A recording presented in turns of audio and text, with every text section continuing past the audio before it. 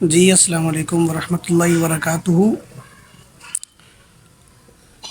10 محرم ہے انشاءاللہ، کل اللہ تعالیٰ اس کو امن و امان کے ساتھ گزارے، اور اللہ رب العزت اس 10 محرم کے دن کو جو مسلمان روزہ رکھیں گے، اللہ تعالیٰ ان کے روزے کی برکت سے مظلوم فلسطینیوں کی اللہ تعالیٰ مدد اور نصرت فرمائے، اور تمام مسلمانوں کے روزے کو اللہ تعالیٰ اپنی بارگاہ میں قبول فرمائے۔ مسلمان کا یہی کام ہے کہ وہ اس دن زیادہ سے زیادہ اللہ تعالیٰ کی عبادت کرے گا اور اس دن کو روزے میں گزارے گا، اور اس کے علاوہ جتنا بھی یہ ڈرامے ہو رہے ہیں یہ مسلمانوں کے کام نہیں ہیں، نہ ہی اسلام کا، دین کا اس سے کوئی تعلق اور واسطہ ہے۔ لہٰذا آپ سب سے گزارش ہے کہ کسی بھی ایسی ایکٹیویٹی میں آپ شرکت نہ کریں، سبیلے نہ لگائیں، نظر و نیاز نہ بانٹیں، اور ان جلوسوں میں کھڑے نہ ہوں جہاں پر یہ اپنے آپ کو مار رہے ہیں، ان کی پٹائی ہو رہی ہے، لعنت برس رہی ہے اللہ تعالیٰ کی طرف سے۔ ایسی جگہوں پر بالکل بھی کھڑے نہ ہوں، شغل میلے کے لیے بھی کھڑا نہ ہوں، اور نہ ان کو دیکھنے کے لیے کھڑے ہوں، بلکہ اپنے گھروں میں رہیں اور اپنی مساجد کو آباد کریں، قرآن کی تلاوت کریں، ذکر و اذکار کریں، درود پاک پڑھیں، اللہ رب العزت سے خیر کی دعائیں مانگیں اپنے لیے اور پورے ملک کے لیے، پوری امت کے لیے۔ اور روزے کے ساتھ اگر آپ دن گزاریں گے تو بہت افضل، بہت بہتر ہے، لیکن اگر روزہ آپ نہیں رکھتے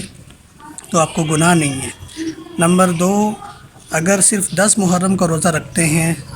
تب بھی جائز ہے، اور اگر آپ نے 9 کا رکھ لیا، 2 روزے رکھے تو بہت اعلیٰ ہے، اور اگر 10-11 کا رکھیں گے بہت زبردست ہے۔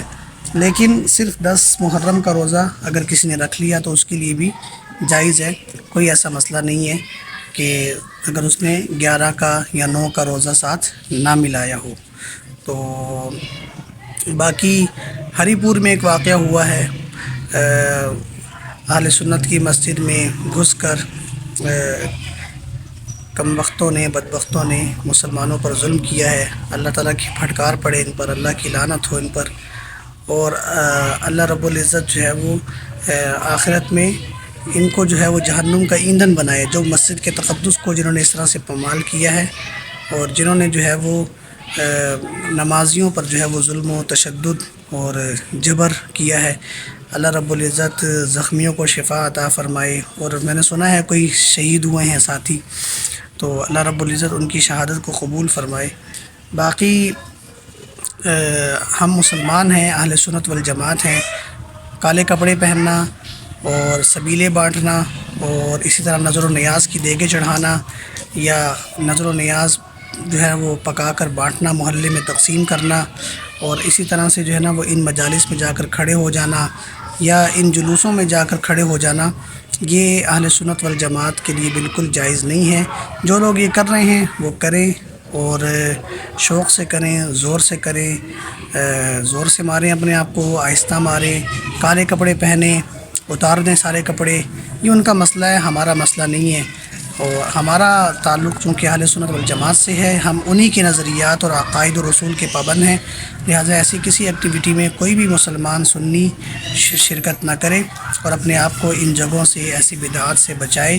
اور اللہ رب العزت سے خیر کی دعا مانگتے ہوئے اپنے دل کو گزارے۔ اللہ تعالیٰ عمل کی توفیق نصیب فرمائے۔